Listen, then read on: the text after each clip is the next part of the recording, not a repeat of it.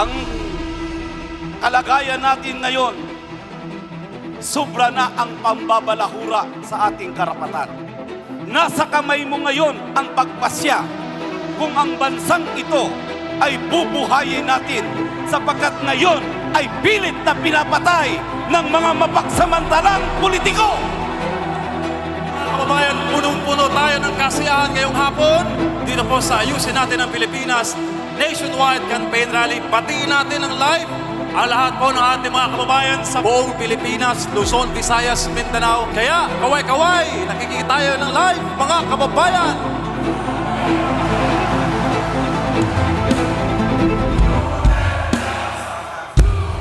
Sa Mayo 12, ipakita natin, bawat isa sa atin may kapangyarihan.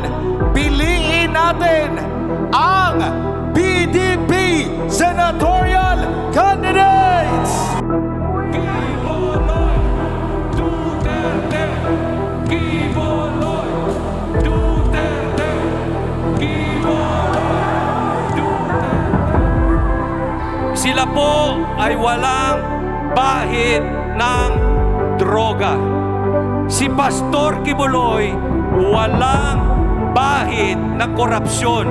Kaya po pwedeng magsalita laban sa korupsyon. Ibabalik natin ang pamahala katulad ni Tatay Digong.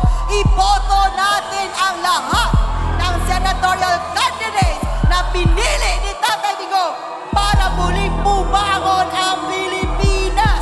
Para ang madilim na yugtong ito matatapos na. Sasamahan niyo ba kami, mga kababayan?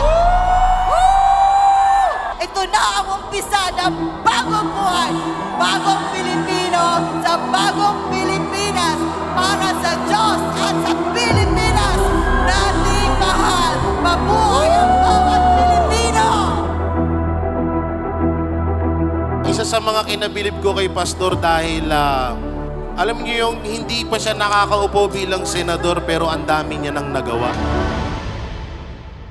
Pagkatiwalaan natin silang lahat dahil nakakasiguro tayo na lahat ng ito ay para sa Diyos at sa Pilipinas nating mahal.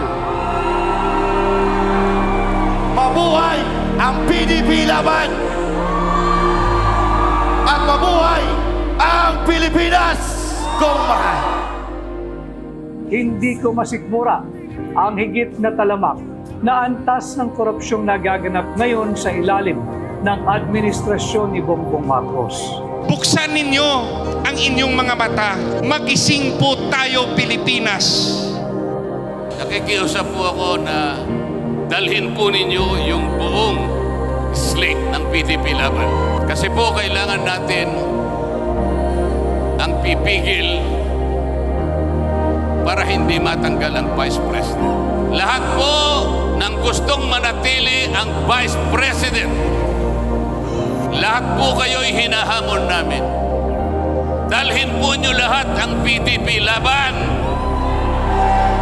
Yan lamang po ang paraan para pigilin ang maitim na balakid ng kabilang team na tanggalin ang Vice President Sara Duterte. Psalms 90:12. Sino may alam? Teach us to number our days, O Lord, so that we may gain a heart of wisdom. Turuan niyo po kami, Panginoon, na bilangin ang aming mga araw upang matuto kaming mamuhay ng may karunungan. Sana po pagbigyan niyo po ang Duterte 9 na hindi lang po magpaligaya sa inyo ng ganitong pansamantala, kundi paligayahin po ang buong buhay ninyo. Itong mga tao na ito, wala itong tinatanggap na ayuda, ha? Pero merong pangarap na gaganda ang kinabukasan ng Pilipinas! Sana tayo, huwag tayong mawalan ng pag-asa.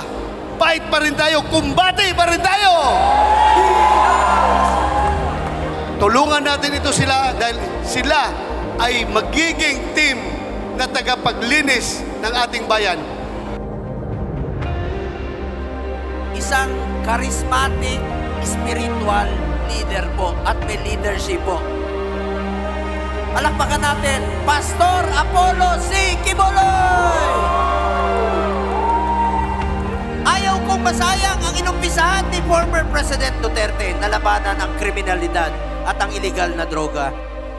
Ang kapanalunan po ng Duterte Senatorial Slate at ng PDP Senatorial Slate ay kapanalunan po ng bawat Pilipino. Mahalin po natin ang Pilipinas, magtulungan po tayo.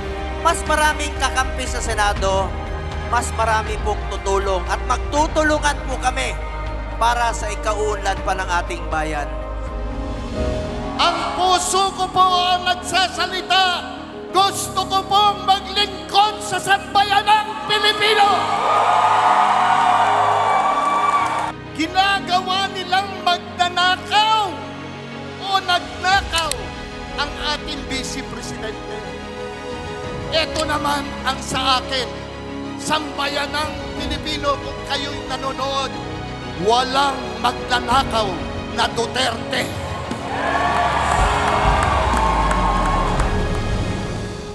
Nakumbinsi po ako na ito si Pastor Kibuloy ay hindi lamang pang Davao.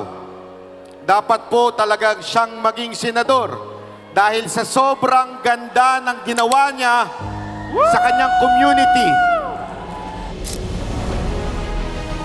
Kung may bungang maganda, sa tingin ninyo ang pinuno nila ay hindi maganda, hindi magaling? Imposible po yun. Kaya ho maganda ang community ng KOJC dahil po sa magandang pamamahala ni Pastor Kibuloy. Kayo po ang una sa kampanyang ito na nakagawa ng nationwide at napakaraming tao na sumusuporta at nagmamahal sa kanya. Ako po'y binabatikos pero hindi po ako nahihiya. Ako po ay lumalaban para kay Pastor kasi nakikita ko na siya po ay kandidato na may resibo. So kung sasabihin ni Pastor na siya ang inyong main warrior against corruption, look at him. Look at KOJC. And then you will be convinced to vote for Pastor Apollo C. Kibuloy. And if you give him the chance to sit in the Senate, whatever your religion may be, I guarantee you, he will deliver in the Senate.